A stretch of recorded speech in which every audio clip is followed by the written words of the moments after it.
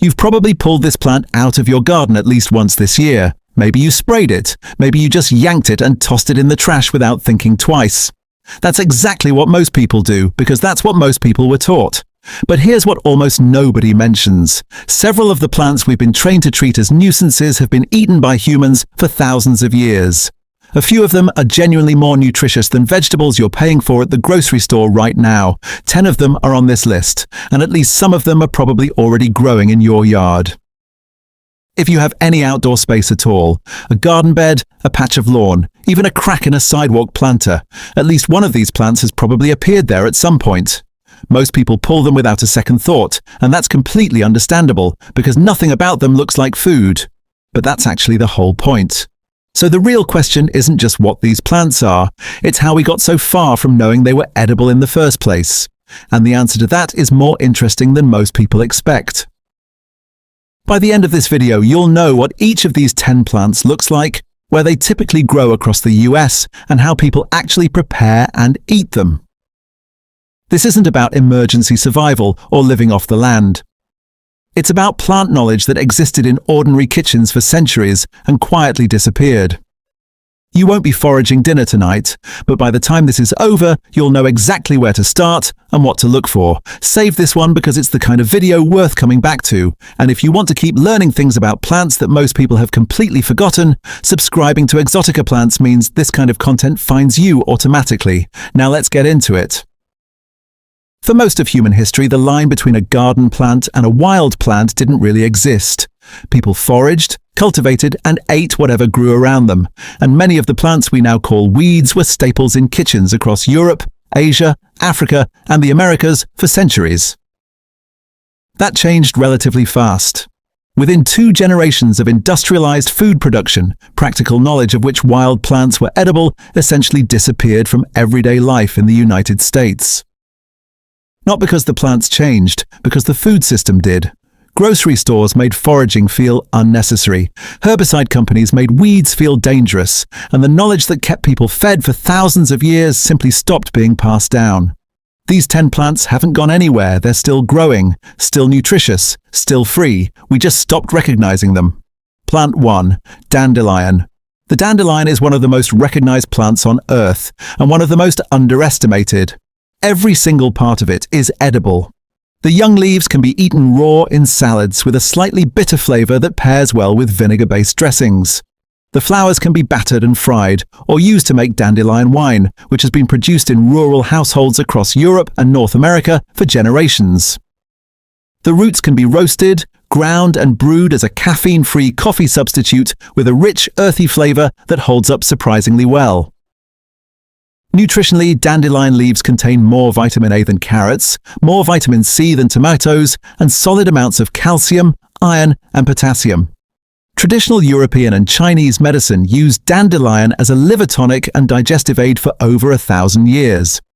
And modern research has started catching up to what those traditions already knew. The only real precaution is simple: only harvest from ground you know hasn't been treated with herbicides or pesticides. One more thing worth saying early. Dandelion is the right plant to start with because it genuinely has no dangerous lookalikes at the leaf stage. That's not true of every plant on this list, and we'll flag the ones that need more care. But for dandelion, if you know what it looks like, you're already safe. Plant 2. Purslane. Purslane looks like a succulent that decided to spread across the ground. It has thick, fleshy leaves, reddish stems, and grows low, usually in dry, cracked, or disturbed soil.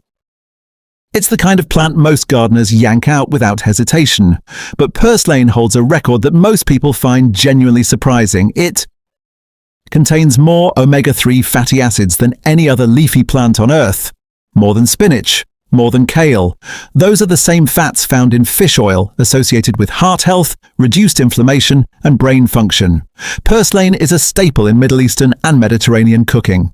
It's a key ingredient in Lebanese fattoush salad and has been eaten across Turkey, Greece, and Egypt for centuries. The flavor is mild and slightly tangy. It works raw in salads or lightly sautéed with olive oil and garlic. It's fast-growing, heat-tolerant, and shows up reliably in warm weather all across the US. Most people spend real energy trying to eliminate it, but this is where it gets even more interesting, because the next plant on this list has fed entire civilizations, and it will sting you if you touch it the wrong way. Plant 3. Stinging nettle. Stinging nettle has one of the worst reputations in the plant world, and for good reason. Touch it bare-handed and the tiny hollow needles on its leaves inject formic acid and histamines into your skin, causing a burning, itching rash that can last for hours. But here's the fact that changes everything, that sting disappears completely when you apply heat or dry the plant. Cook it, blanch it, steam it, and all of that irritation is gone. What you're left with is one of the most nutrient-dense greens you can find anywhere. Stinging nettle is rich in iron, calcium, magnesium, and vitamins A, C, and K. It's been used across Europe and Asia as a spring green for centuries, eaten like spinach in soups, stews, and pasta dishes. In parts of Scotland and Ireland, nettle soup was a seasonal staple passed down through generations. It's also been used in traditional herbalism to support kidney health and reduce seasonal allergy symptoms. Always harvest with thick gloves, pick only the young tops before the plant flowers, and blanch immediately. After that, it cooks exactly like spinach, and most people are surprised by how good it actually tastes. Plant 4. Lamb's quarters. Lamb's quarters is one of the most nutritious plants you will ever accidentally grow. It appears in garden beds, compost piles, and disturbed soil, tall and branching, with diamond-shaped leaves that carry a distinctive silvery white powder on the younger growth. That powdery coating is completely natural and is one of the easiest ways to identify it. Indigenous communities across North America cultivated and consumed lamb's quarters long before European contact, using it as a reliable leafy green throughout the entire growing season. Nutritionally, it outperforms spinach in multiple categories: higher calcium, higher protein per gram, and a strong profile of iron, potassium, and vitamins A and C. The young leaves taste mild and slightly earthy, almost identical to spinach when cooked. They work raw in salads, wilted into stir-fries, added to soups, or blended into smoothies. The seeds are also edible, dried and used like a grain, similar to its close botanical relative quinoa. It's prolific, easy to identify, and one of the most consistently overlooked edible plants in any backyard across the US. But this is where it gets even more interesting, because the next plant tastes like something you'd find at a farm-to-table restaurant, and it's probably sitting in one of your potted plants right now. Plant 5. Hairy bittercress. Hairy bittercress is the tiny weed that gardeners tend to underestimate, right up until it explosively launches its seed pods across freshly turned soil and restarts the whole cycle. It forms a small rosette of rounded leaves close to the ground, with a thin central stalk topped by clusters of miniature white flowers. It thrives in cool weather and appears reliably in garden beds, plant pots, and greenhouse trays early in the growing season across most of the country. What most people never realize is that it tastes remarkable. The leaves carry a bright peppery bite closely resembling watercress, which makes sense because they belong to the same plant family, along with mustard and arugula. Chefs at farm-to-table restaurants have been using hairy bittercress as a garnish and microgreen for years, paying premium prices for something that freely invades most home gardens. It's best harvested young, before the flowers fully open and the flavor sharpens too much. Use it exactly as you would watercress: in salads, on sandwiches, or as a finishing garnish. On soups, the harvest window is short, so when it appears, take advantage of it quickly. Plant 6. Wood sorrel. Wood sorrel is the plant most people confuse with clover, and it's easy to see why. Both have 3-part leaves growing low to the ground. But wood sorrel's leaves are distinctly heart-shaped, and the plant produces small yellow, white, or pink flowers depending on the species. The real giveaway is the flavor. Wood sorrel tastes unmistakably sour, with a clean, bright lemon quality that is genuinely refreshing. That sourness comes from oxalic acid, the same compound that gives rhubarb its tartness. Historically, wood sorrel was used across Europe and the Americas as a natural citrus substitute, added to salads, sauces, and drinks long before lemons were widely available in those regions. It's high in vitamin C and was used to prevent scurvy during long sea voyages. Today it appears regularly in fine dining as a garnish and flavor accent. The main caution is moderation. Oxalic acid in very large quantities can contribute to kidney stone formation in people already prone to them. In normal culinary amounts for most people, it's completely safe, and it is genuinely one of the best flavors on this entire list. Plant 7. Plantain. This is not the banana relative. This is plantago, the broadleaf weed that grows in compacted soil, along walking paths, at lawn edges, and in almost every temperate climate across the United States. It has wide, oval leaves with distinctive parallel veins running lengthwise, and it sends up a thin spike covered in tiny seeds when it matures. You've almost certainly stepped over it without noticing. Young leaves can be eaten raw. They have a slightly bitter, earthy flavor that works well in mixed green salads. Older leaves become tough and fibrous but hold up well in soups or as a mild herbal tea. Plantain has one of the longest and most consistent records of medicinal use of any common plant.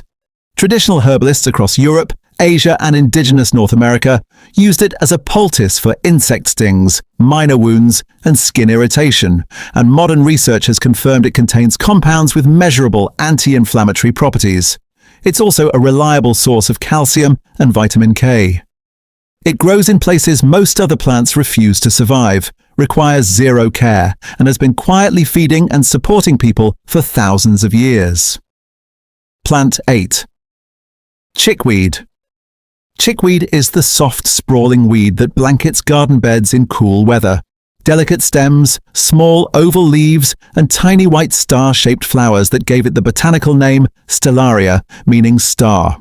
It grows fast in early spring and late autumn, carpeting bare soil before most other plants even begin to emerge. The flavor is mild and fresh with a slight sweetness that makes it one of the most immediately approachable edible weeds on this list. It works raw in salads, blended into smoothies, or lightly wilted as a delicate cooked green. Chickweed is rich in vitamin C, calcium, and magnesium, and has been used traditionally as a spring tonic, eaten to replenish nutrients after the more restricted winter diet. The harvest window is narrow because chickweed bolts and dies back quickly once temperatures rise. When it appears in early spring, cut the top few inches of growth from untreated ground and use it fresh. It doesn't store well for long. The name comes from the fact that chickens actively seek it out, but it belongs in your kitchen just as much as in a coop. Plant 9. Clover. Most people walk across clover every single day without thinking of it as food, but both white clover and red clover are entirely edible, and every part of the plant can be used. The flowers are the most versatile. White clover flowers have a mild, honey-like sweetness and can be eaten raw, added to salads, or brewed into a light floral tea. Red clover flowers are larger and have been used for centuries in European herbal medicine. Modern research has investigated their isoflavone content in relation to hormonal health. The leaves can be eaten raw or cooked, though large amounts raw can cause bloating for some people. Blanching first solves this. The dried flowers can also be ground into a flour-like powder and mixed into bread or baked goods as a protein supplement, a technique historically used across Ireland and Scotland during periods of food scarcity. Clover honey, produced by bees foraging on clover fields, is one of the most consumed honey varieties in the United States. The plant producing it is free, abundant, and almost universally overlooked as a direct food source, despite that deep history. Plant 10. Ground elder may be the most hated plant on this list. It spreads underground through an aggressive network of rhizomes, reappears no matter how many times it's pulled, and has frustrated gardeners for as long as formal gardens have existed. In the UK, it consistently ranks among the most invasive and difficult to eradicate garden weeds. But ground elder didn't start as a weed, it started as a food crop and a medicine. Roman soldiers are believed to have carried it deliberately across Europe as a portable food source during military campaigns. Throughout the medieval period, it was grown in monastery gardens and used both as a cooked green and as a remedy for gout and joint inflammation, which is exactly where the name goutweed comes from. The young spring leaves taste similar to parsley with a mild, slightly anise-like quality. They can be blanched and eaten like spinach, added to soups, or used fresh as an herb. Older leaves become bitter, so the harvest window is short. Young spring growth before flowering is what you want. The irony is real. Gardeners spend enormous effort removing a plant that previous generations deliberately cultivated. The entire difference is simply knowing what you're looking at. Here's the truth that pulls all of this together. The word weed is not a botanical classification. It is not a scientific category. It is not even a particularly old concept. It is a cultural label, and a surprisingly recent one. For most of recorded human history, the plants on this list were not weeds. They were food. They were medicine. They were cultivated, harvested, traded, and passed down as essential knowledge from one generation to the next. Dandelion leaves were sold in European markets alongside lettuces and herbs. Nettles were cooked into soups across the British Isles every spring. Purslane was a standard kitchen ingredient in the Mediterranean world for thousands of years. Lamb's quarters was actively farmed by indigenous communities in North America long before any European colonization. These plants were not growing wild by accident. In many cases, they were being deliberately grown and carefully tended. What changed was the economic structure around food. Industrial agriculture in the early 20th century shifted the system towards centralized production. The same crops, grown at scale, sold at predictable prices. Everything outside that system became a problem to manage rather than a resource to use. Herbicide companies had a direct financial interest in framing wild plants as threats. The language shifted. Weeds became enemies. Lawns became status symbols. And within roughly 2 generations, somewhere between the 1930s and the 1980s, practical knowledge of edible wild plants essentially vanished from mainstream American life. Not because anyone made a deliberate decision to erase it, because the systems that transmitted it simply stopped functioning. That knowledge didn't disappear everywhere. Communities with strong foraging traditions, many indigenous communities, parts of rural Appalachia, immigrant households from Mediterranean, East Asian and Latin American backgrounds held onto this knowledge tightly. If you grew up in certain households, you already knew that dandelion was food, that nettles made good soup, that purslane belonged in a salad. That knowledge survived because it was passed down at kitchen tables and in garden rows, not through institutions the industrial food system could reach or replace. The result is a genuinely strange situation. People pay real money for health supplements to get nutrients that grow freely outside their back door. They pay premium prices at farmers markets for plants they actively spray with herbicide at home, and they treat the most resilient, most nutritious plants on Earth as enemies to be eliminated. Not because the plants changed, because the knowledge did. What you just watched isn't really a video about 10 weeds. It's a video about what happens when a culture forgets things it used to know, and what becomes possible the moment it starts to remember. The renewed interest in foraging isn't random. It's happening at the same time as rising grocery costs, growing interest in food independence, and a widespread cultural shift towards self-sufficiency and homesteading across the US. People are looking for ways to close the distance between themselves and their food supply, and foraging represents one of the oldest ways of doing exactly that. What's worth noticing is that many immigrant communities living in the United States never stopped eating these plants. In certain neighborhoods, you'll find people gathering dandelion greens from parks, harvesting nettles from field edges, and using purslane in family recipes that go back generations. The knowledge survived. It just survived in communities that were never fully absorbed into the industrial food system. What's happening now is that knowledge spreading outward again. The internet, the homesteading movement, and a renewed interest in traditional food culture are doing what previous generations did around kitchen tables, passing it down. Practical application. Here's how to actually start, and what to realistically expect. The biggest mistake new foragers make is trying to learn everything at once. Don't. Begin with 3 plants only: dandelion, plantain, and purslane. These 3 have no dangerous lookalikes, grow across almost every region in the US, and become easy to recognize quickly once you know what to look for. Spend the first week simply identifying them in your environment before you eat anything. Get the visual recognition solid first. Once you can spot them confidently, start small. Add a handful of young dandelion leaves to a salad. Toss purslane with olive oil, lemon, and tomatoes. Blanch plantain leaves and stir them into soup. Learn the flavors before expanding to other plants on this list. For identification support, download PlantNet or iNaturalist. Both are free and widely used. Cross-reference every identification with a physical field guide specific to your region, because plant identification benefits from more than one source and regional variation matters. Location is just as important as identification. Never harvest from roadsides where vehicle exhaust and runoff accumulate.